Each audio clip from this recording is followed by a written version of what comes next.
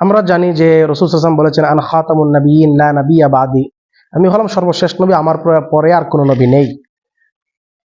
অথচ আমরা এটাও জানি যে রাসূল সাল্লাল্লাহু আলাইহি ওয়াসাল্লামের পরে হযরত ঈসা আলাইহিস সালাম দুনিয়াতে আসবেন। তখন অনেকে বলে যে ঈসা আলাইহিস সালাম যে দুনিয়াতে আসবে তিনি তখন নবী থাকবেন না, কিন্তু আসল কথা হলো ঈসা আলাইহিস সালাম তিনি নবী থাকবেন। লা নাবিয়্যা বাদি মানে হলো আমার পরে আর কেউ নবী হবে না, আমার পরে আর আগের কোন নবী আসবেন না সেটা বলা হচ্ছে না। হযরত ঈসা আলাইহিস সালাম তিনিও নবী থাকবেন। এই কারণেই লম্বা একটি হাদিস, যে হাদিসের মধ্যে কিয়ামতের আগের অবস্থার বিবরণ দেওয়া হয়েছে, সেখানে এসেছে রাসূল সাল্লাল্লাহু আলাইহি ওয়াসাল্লাম একাধিক জায়গায় বলেছেন ইউমাসসিরু নাবিয়্যুল্লাহ ঈসা ওয়া আসহাবুহু সুম্মা ইয়াহবিতু নাবিয়্যুল্লাহ ওয়া আসহাবুহু।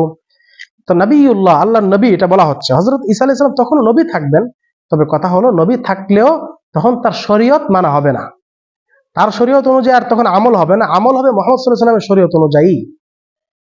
এটা উদাহরণ, যেমন কোনো কলেজের মধ্যে যদি একজন টিচার পড়ান, ওনার যে নির্দিষ্ট সময় আছে, যেমন সকাল 9টা থেকে 10টা পর্যন্ত তিনি পড়াবেন, এরপরে আরেকজন টিচার পড়াবেন।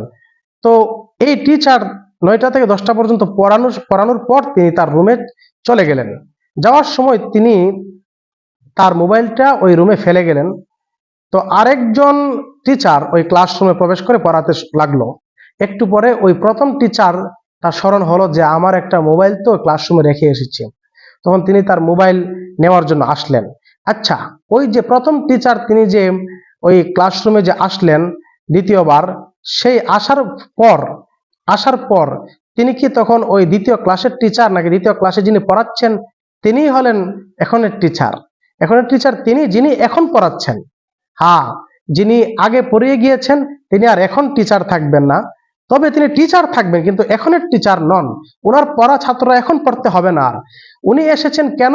উনি এসেছেন নিজের একটা কারণে, উনি ওনার মোবাইলটা রেখে গিয়েছিলেন, মোবাইলটা নেওয়ার জন্য তিনি এসেছেন।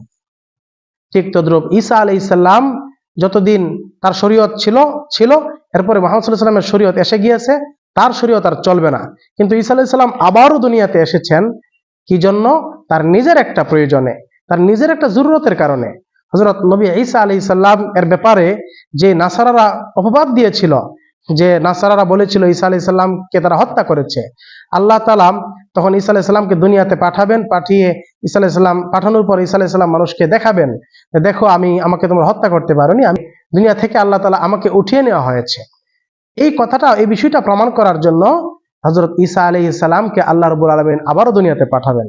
সুতরাং নবী হিসেবে আসবেন ঠিক আছে, কিন্তু তার নবুয়ত তখন উম্মতের মধ্যে প্রযোজ্য হবে না, উম্মতের মধ্যে তখন তার নবুয়ত কার্যকর থাকবে না।